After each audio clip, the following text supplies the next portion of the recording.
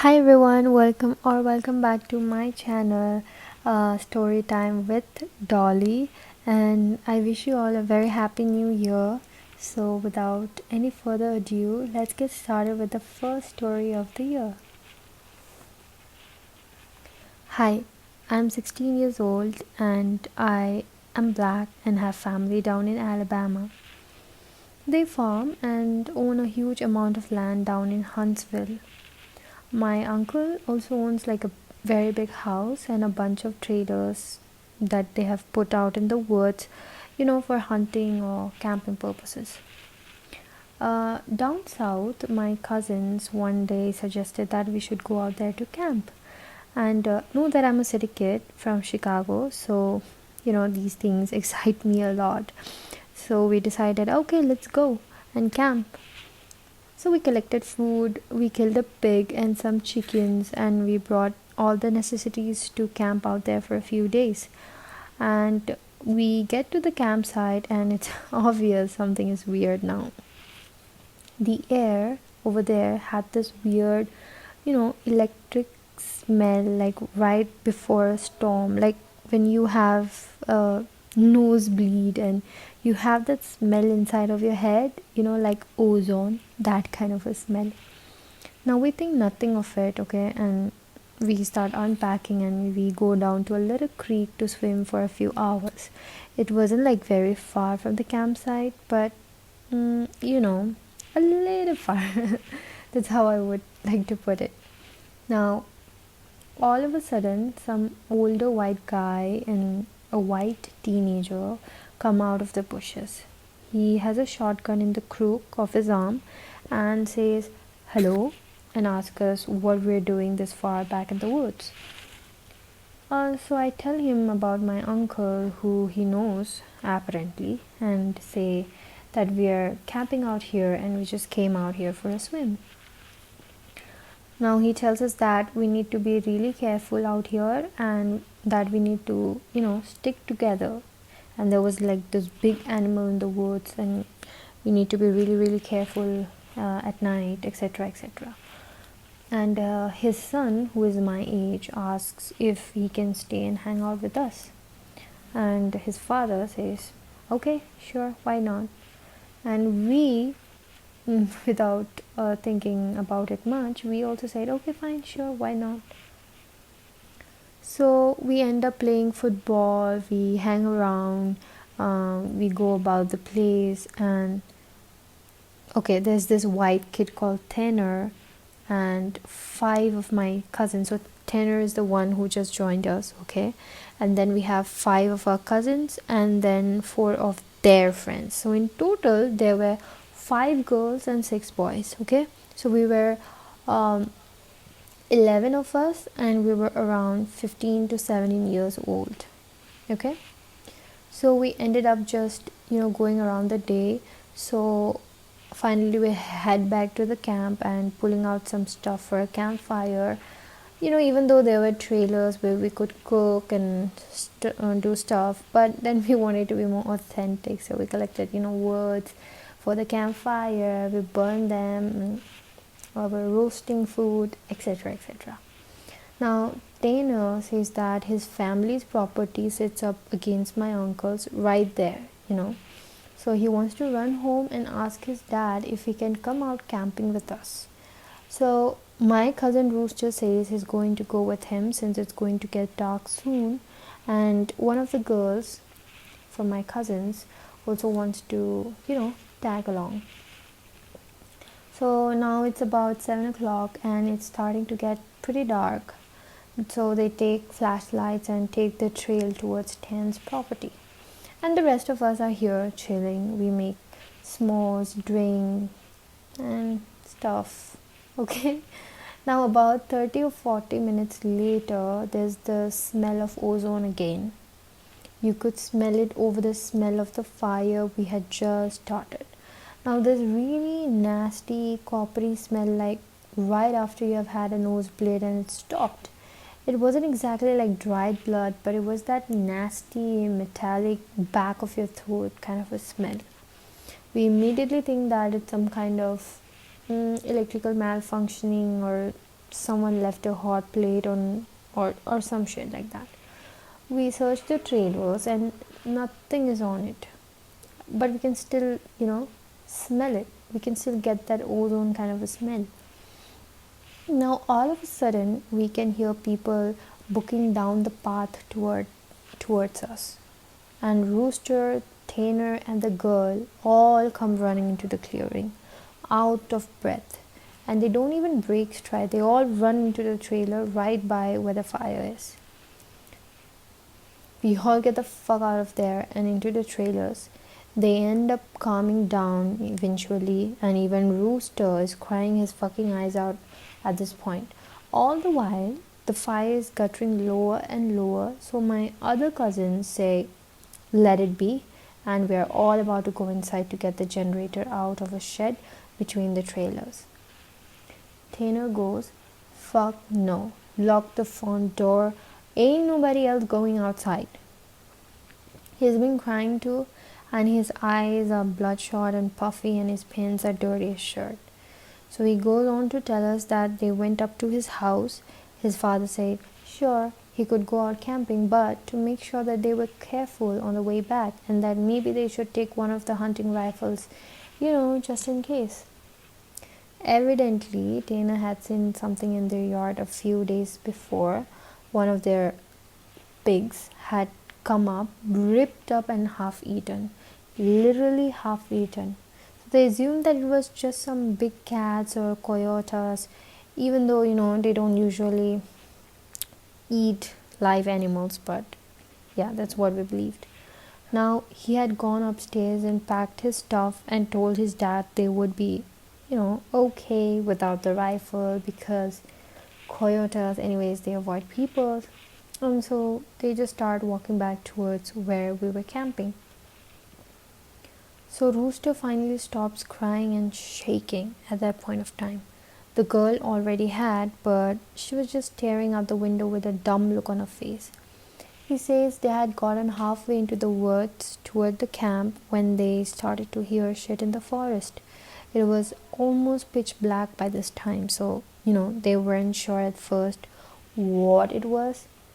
The girl says that she heard something in the bushes wide of the trail, and they all beamed their flashlights over there, but there was, couldn't figure out what exactly it was, but what they saw that someone was standing back in the woods in a little hollow.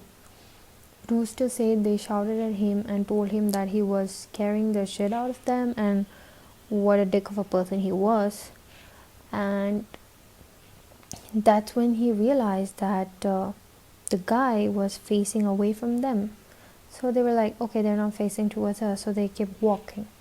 And they, start smelling the nasty copper ozone smell. They said that they look off into the forest on the other side, and it's a dude standing in the forest, backward, slightly closer to the path. So now they start power walking, and Tan keeps going, I should have taken that rifle. As they're telling the story, the smell is still super strong even inside the cabin that we're in right now. They say that after they started walking faster, a kind of low, gibbering had started coming from both sides of the wood.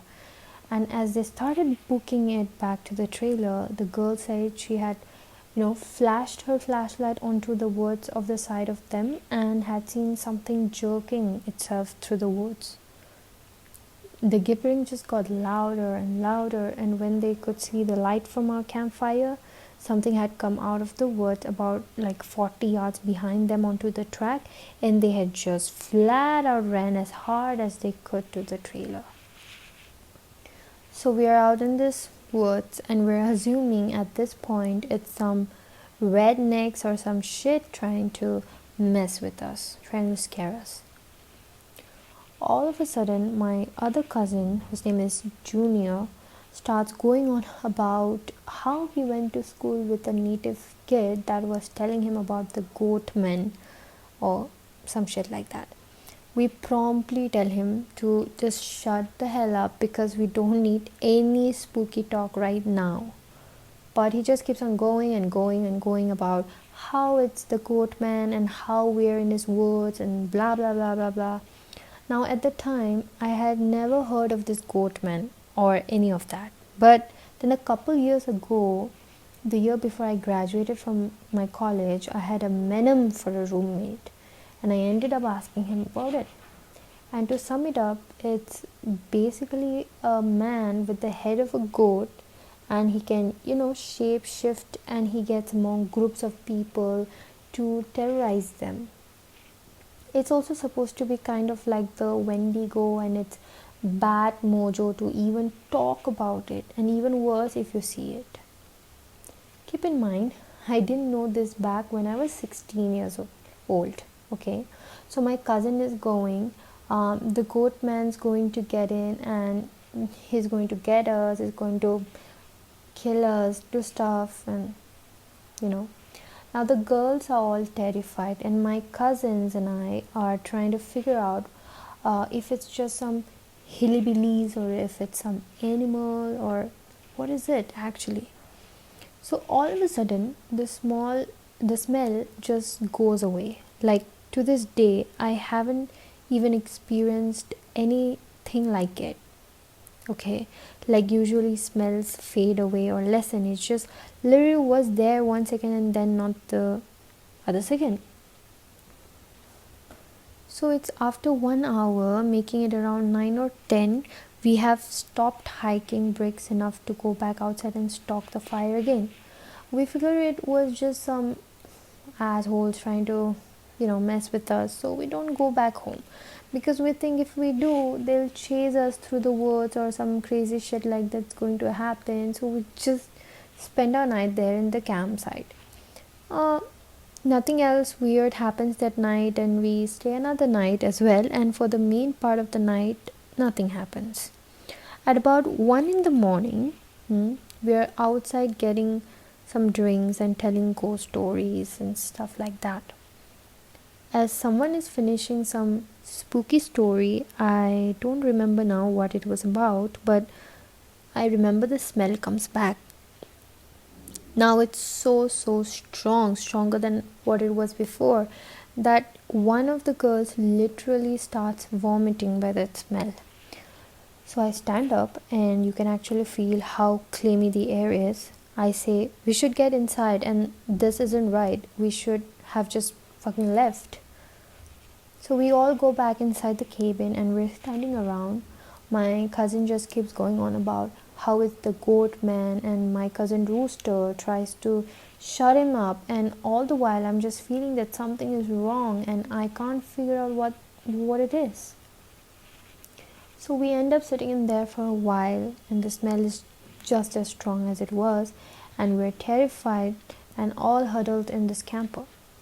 We end up cooking brats for everybody because nobody wants to go outside anymore. So it's one of those packs with 4 brats. So we have a total of 3 packs. So we, grill them up. I grill them up on the stove and give everybody a hot dog. I get mine, and after a while, one of my cousins gets up and goes over to the pot to get another one. He starts grumbling about how I get 2 brats and everybody else only got 1, and that I have taken 2 and have eaten it. And then I look at him in anger, like he's stupid. I tell him that everybody only got 1 because there were only 12 brats and we're 11 of us. So if he wants more, he should open up a new pack and cook some more. Okay, anyways. That's when the girl that had been out with Rooster and Tanner just starts screaming, oh Lord, get it out. She's crying and shivering, and then it dawns on the cousin standing up.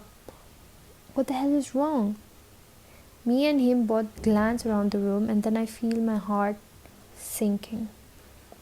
I run the fuck out of the cabin, and the girl runs out with us.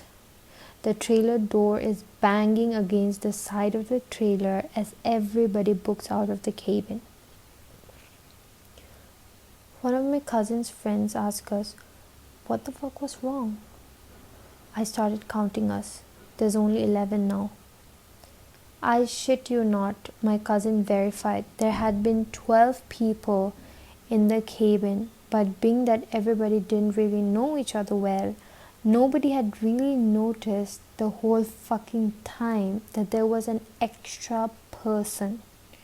And then I realized earlier that I had kind of noticed something was off.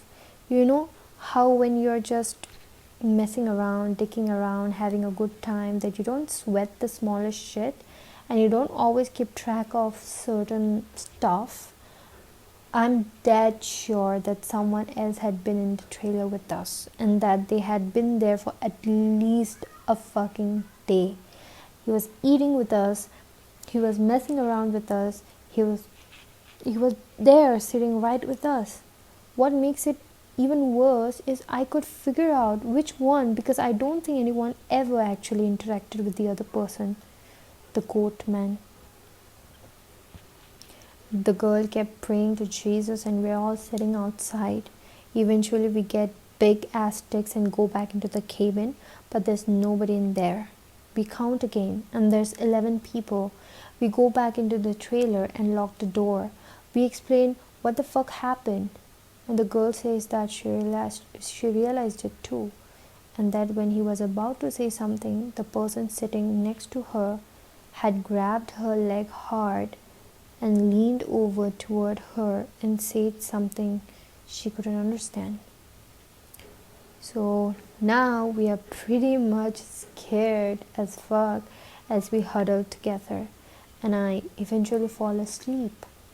Now when I wake up, the sun is just coming up and half the people were asleep and the other half are packing our shit up because we needed to leave.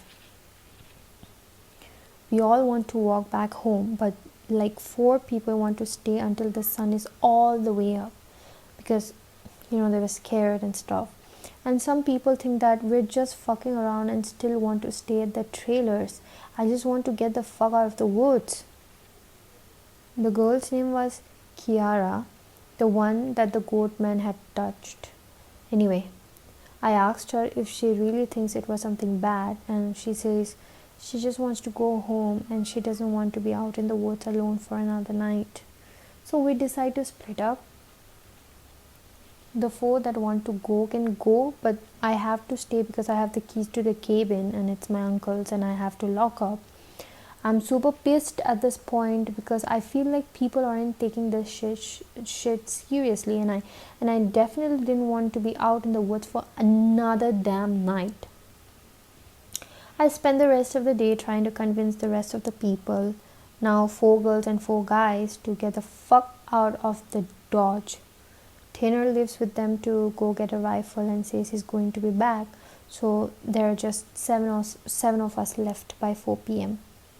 Now at around 5 p.m. he hasn't made it back yet, and we're getting extremely angsty, we're very anxious, and the only reason I stopped begging him to go back was because he went to get a gun.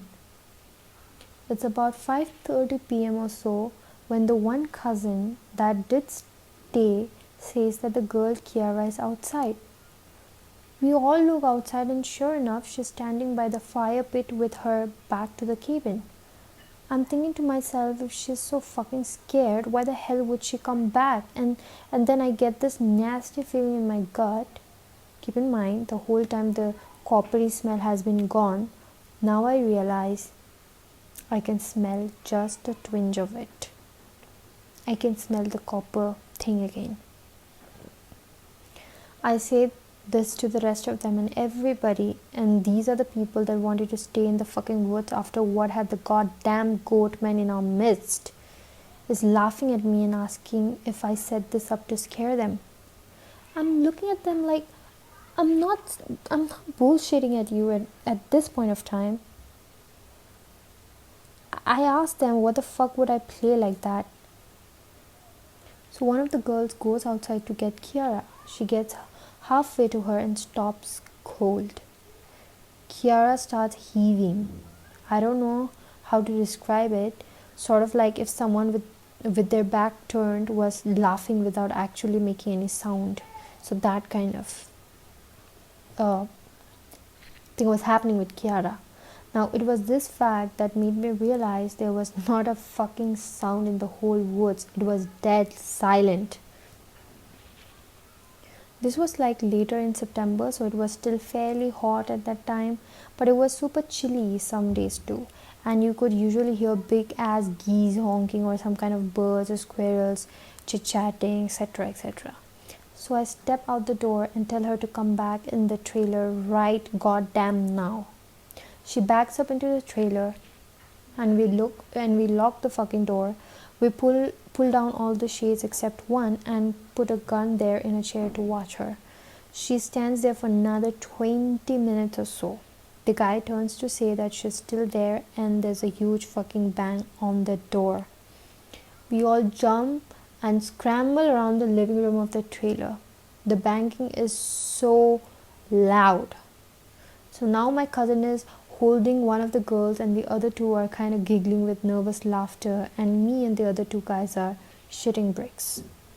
Then we hear Tane, he's screaming, "Let me the fuck in, stop fucking playing." So we go over to the door and open it, and he stumbles in with a rifle. There's nobody else outside. Evidently, he had walked up to the campsite. Nothing weird happened in the forest, but he had seen a girl. Mind you, he said it was not Kiara standing there. When he had gotten to the edge of the clearing, she had turned toward him with a slack-jawed look and just stared him down, slowly tracking him as he walked around the outside of the clearing toward the camp. He said it wasn't till he was almost halfway to the trailer he had realized that he was getting closer to him. She had started off by the fire, and without him even seeing her move, she had been turning, inching closer. He said he just ran the rest of the way back to the cabin thinking it would open, and when he got to the door and it was locked, he turned and it was about half the distance to the door. He looks around the room and then gets super pale. He pulls me to the side and whispers in my ear, "You know there are only 7 of us in here, right?" I get that feeling where your stomach drops to your nuts. It had been back inside the trailer while we were sorting out what was going where, and then when we all went outside to talk early in the day, it has just slipped right back in. We looked out the window and there's nobody out there. So we recount everyone, and then basically I go over and ask everyone how many people were here earlier. And everybody says 8. I say, "Well, how many are here now?" They all do the count and then realize there are only now 7 people in the cabin. So Tanner had brought back a couple boxes of ammo and his rifle, and he had told his dad that there was some kind of animal in the forest because he didn't think his dad would believe him if he said it was a goat man, obviously. He says that his cousin is supposed to be coming down in a few hours and that in the morning we can all go back to his place and his cousin will drive us home. Now I'm really terrified, but I at least feel better because we can be American and shoot the fuck out of whatever it is if it comes back. But then my cousin gets into this huge argument with one of the girls because she thinks that I'm trying to be funny and prank them, and that she's getting really scared and that I'm not funny. He keeps telling her I'm not that kind of a person, and she says, "Well, how do we know the girl wasn't just Tanner in a wig? Or if it's really the goat man, how do we know that this is the real Tanner and that goat man just didn't kill Tanner in the woods and take his gun?" So we fucking get into a huge argument about this, where me and Tanner are like, we could seriously be in danger because of the very least someone has been sneaking themselves into our fucking trailer without us knowing and mingling with us, and at worst, something bad is in the forest fucking with us. One of the girls is crying and saying she wants to go right now, and we are trying to tell her we shouldn't because none of us are walking through the woods in the middle of the night, obviously. And at this point the sun is starting to go down and it's getting a little cloudy out too. we eat something and turn on the radio for a while, but we can't really get a station out there with anything decent. So we turn it off, and at about the time that Tanner's cousin shows up, he was like 19 years old, I think. Now, at this point, the sun is just barely over the horizon, and he has one of those heavy duty lantern flashlights and another rifle. He walks up to the trailer, and we whisper to Tanner, asking if he's sure that that's his cousin, and he says, "Yeah, that's my cousin." The guy looks behind him and all around the camp, then walks in. He kind of glances at all of us and looks a little confused. He says, "Where's your other little guy at?" "I figured she would meet me up at the cabin. Is she a little slow or something?" He also asked whether we had been cooking blood in the cabin because it smelled like blood and hot pans all the way up the rail. We are all like, fucking nope. But we asked him what the fuck he's talking about with the girl he saw. He had come down the same trail Tanner had been using, and he had come up on one of yours guy's buddies, standing in the middle of the trail looking at him slack-jawed. He had asked her a bunch of questions, but all she did was just look at him. Then she smiled at him, and he said he kept walking. She couldn't seem to keep up with him and kept lagging a little behind him. He said he asked her if she was hurt or something and if she needed any help, but she had continued to stare. Eventually, he had been walking and turned around a bend in the trail, but when he turned around and went back to see if she was okay, the trail was empty. He did assumed she had taken some shortcut through the woods to our trailer. We tell him the whole story of what's been going on. I half expected him to say we were full of shit, but he just listened and then sat down on the couches in the living room. Tina's cousin get back to the girl. He says when she had kept trying to lag behind him, it had kind of weirded him the fuck out, so he tried to keep her in front of him. But no matter how slow he walked, she was always lagging a little behind. And that he smelled this nasty smell, and it got stronger as he got to the camp. Eventually, it got really strong. She had said something really low that he didn't catch, and when he had turned around, she had been right the fuck up on him, and he stepped back from him. It was at this point he asked her if she was okay, and if she wasn't, him to carry her back the rest of the way, and she just kept staring. He said he reached out for her as in to like grab her on the shoulder, but he must have misjudged the distance because she was off to the side of where he had put his hand, like she had moved while he was looking dead at her. So at this point we know this shit's real, unless Tanner is playing a joke, which we can tell he's not because he's almost pissing his pants. So they load up their rifles, we eat some more, and we just kind of sit around until about 11.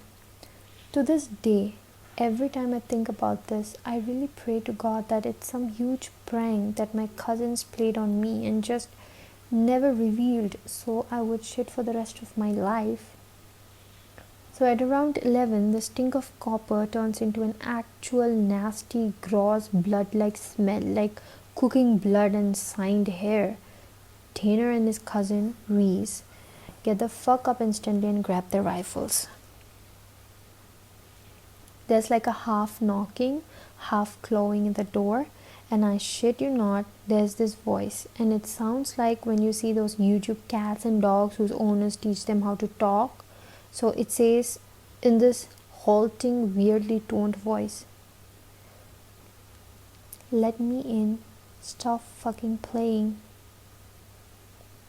It made my fucking nuts creep up against my body, and one of the girls just starts crying and calling on Jesus. It was so obviously not a person talking. It didn't have the right cadence, and that's some shit that I never realized until that moment. But all people have a certain cadence when they talk, no matter what language. All people have a certain kind of rhythm to talking, which that thing over there certainly did not. This shit didn't have any kind of cadence or rhythm. One of those YouTube cats, that's what the fuck it sounded like outside the door. So now I'm full on terror mode. We keep yelling outside, "Who is it? Stop messing around. Stop messing around, man." And it just keeps saying, "In, let me in," for almost 15 minutes. It sounded like this, almost just like not funny at all. So then the smell goes away for a while. And for the next hour or so, you can hear someone basically creeping around in the woods and shit. Every couple minutes, it will come back into the door and say something. Finally, when the smell fades away, it's around 2 in the morning right now. Reese says, "Man, fuck this," and opens the door and walks outside with his rifle. He fires a shot into the air and says something in the effect of, "In the name of Jesus Christ, go away." So he fires 2 more times, and then from the woods, right up against the river across from the trailer, it sounds like something is slowly gibbering and hooting. Then it starts screaming, and it sounds almost like a woman or a cat in a bag screaming together. Like, I seriously have never heard any shit like that, and you can hear the brush over that way start to shake. Reese fires over and over again into the tree line and then starts back into the house. We lock the doors and we can hear the shit keening and screaming. Reese says something had come out of the bushes, super low to the ground and crawling towards the cabin. He had shot at it. Pretty much that was how the rest of the night went. It was literally screaming constantly for the next 2 hours, and we could hear shit moving out into the tree line. But it never came back to the cabin until everybody had finally fallen asleep. Tanner had been sitting in the chair, watching the door with his rifle. Nobody else heard or saw this, and he told me 2 days later, after the whole thing was over. He said he had been nodding off after the screaming and noises finally stopped, and he had been almost asleep when he saw someone come out of the bathroom and then lay down in the middle of the floor and go to sleep. He just assumed it was one of us and he had nodded off. Then he said he kind of realized something was wrong, and while pretending to be sleeping, he counted us. There were 9 people in the cabin. He basically didn't want to try to shoot at the fucking thing in the cabin and have it kill us all then and there, or have Reese wake up and start shooting and then we kill ourselves. So he just stayed awake all night pretending to be asleep. He said sometimes it would stand up and kind of do this weird jittery thing or heave like it was laughing, but then it would lay back down. The story closes pretty weak because from my perspective nothing happened. We woke up and I noticed that Tanner was a little jittery and that he was avoiding looking at all of us. But we ate some breakfast, packed up, and started walking into his house. He stayed last in the cabin and said he did lock up and bring me my uncle's keys to just start walking, and he did catch up while I didn't really want to, fucking do it. We got a little bit up the path, and when he came running up, basically we just jogged back to his house. His cousin took us home. There was a window in the bathroom. Tane had gone back to lock up and looked in there. We were too stupid to lock a screenless window. The window was fucking up when he went in there. I'm guessing it had been doing that all along, waiting for us to fall asleep or slip up and then getting in among us. It walked up with us all the goddamn way back to his house, and then he sidled lag to the back of the group and looked him dead in the eyes before walking in the woods.